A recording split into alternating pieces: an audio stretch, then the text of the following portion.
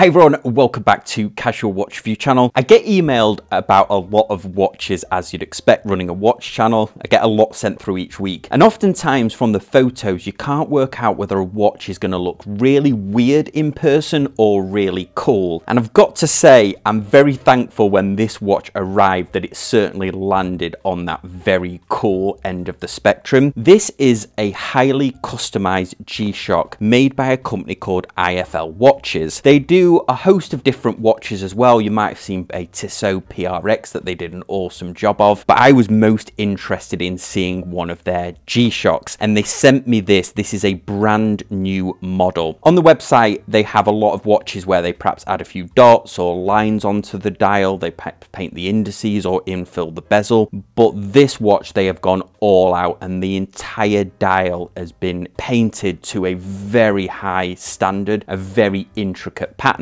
This one features a scene of the ocean with an octopus, coral, and the whole dial has been fully painted, as well as the rehaut, the indices, and we have infilled paint on the bezel as well. I can't say enough things about how amazing this dial looks in person. As you'll see from some of these macro shots, it's taken an extremely skilled artist with a very steady hand to complete such an intricate and visually interesting painting on something as small as a watch dial, and especially on a G-Shock dial as well, where you have additional cutouts for things like the negative display we have on here. They've done an amazing job of this. They've added paint, teal paint to the indices, and that is color matched perfectly to the infill that they've given to the bezel, the metal bezel as well. This watch is using a standard casioak module in there, so we have a stopwatch, alarm, a countdown timer. It doesn't have any of the advanced features, which did confuse me at the start, because the selector over at the 9 o'clock position, the other 2100 G-Shock 2100 models that they have that I reviewed previously, that was a Bluetooth model and that dial was a selector, whereas this one is to show the date. So that did confuse me a little bit when I first got this watch out. The great thing about using this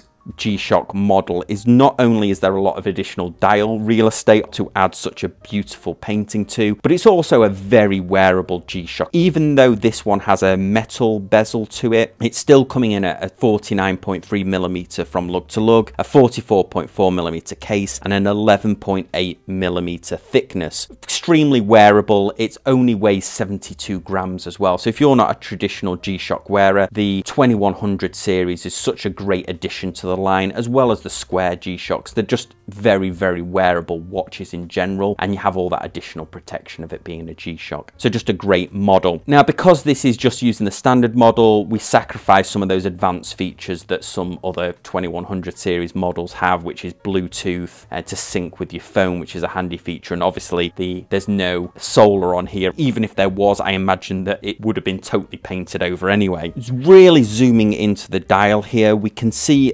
very intricate painting that has been made. Every time I look at this, I notice different things about the dial. I hadn't realized until I did the macro shots that there's a shipwreck on the dial as well. We can see shafts of light, bubbles that have been added, and the just incredible intricate painting of the octopus. The dial itself, if it did have lume on the indices, they have been painted over. I did have a 2100 series model that didn't have lume on the indices, so this might have been a model that didn't have lume on the indices. But the only lume that is on the hour and the minute hand, there is an LED light that can be activated that illuminates the negative display. And one of the things that I'm sure this was done on purpose, and if not, it's such a cool thing anyway, is when you activate the light, the octopus really comes to life in the dark. It looks as if it's coming out of the deep of the sea. Just a great addition when you action the light. It looks really cool. They're obviously taking these G-Shocks apart significantly in order to paint the dial, and they've obviously had to remove the hands in order to get behind it, so that probably voids Casio's warranty. So they do include their own generous 2-year warranty as well on these watches, and you'll see that included in the customized box and customized dust cloth that they send these watches in. You're getting a standard Casio tin, but you're getting a very nicely printed outer box, and because these are customized, you are paying more than a standard model. I'm guessing a standard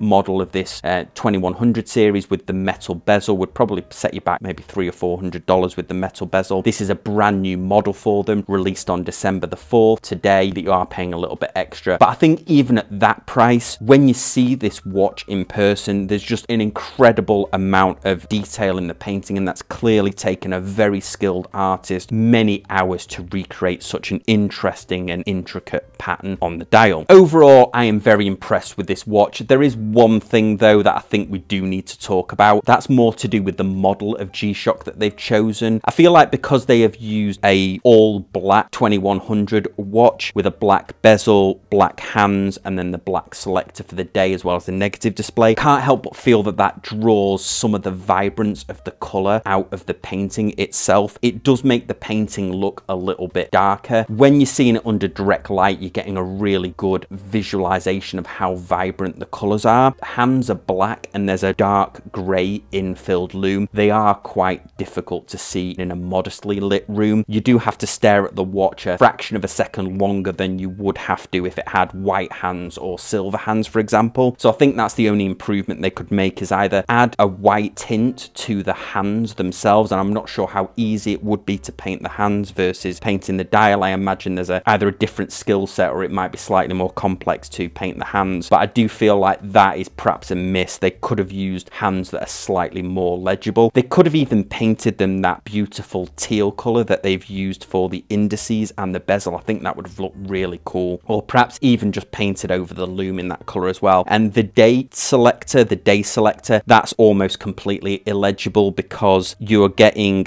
in the days are engraved in black and the hand selector is black as well, so that's very hard to see. And the negative displays on these models, they've always been quite difficult to see. You do have to use the light a lot in order to illuminate that negative display, even in a modest daylight. So that's my only little grumble with this. I wish that the actual time telling components of this watch were a little bit more legible, but that doesn't take away from the admiration that I have for whoever painted this dial. It is really spectacular. If you've got a passion for the sea, or you want a G-Shock that is quite a common model but one that you will never see anybody else have, this is why this is so cool. Just a heavily customized G-Shock that's been done to an extremely high standard, and I'm very grateful that they sent me this watch in for review. I was really blown away by this when I saw it in person. But more importantly, what do you think? Let me know in the comment section down below, or let us know live on the live streams on a Tuesday or a Sunday, and I'll see you next time on Casual Watch Reviews.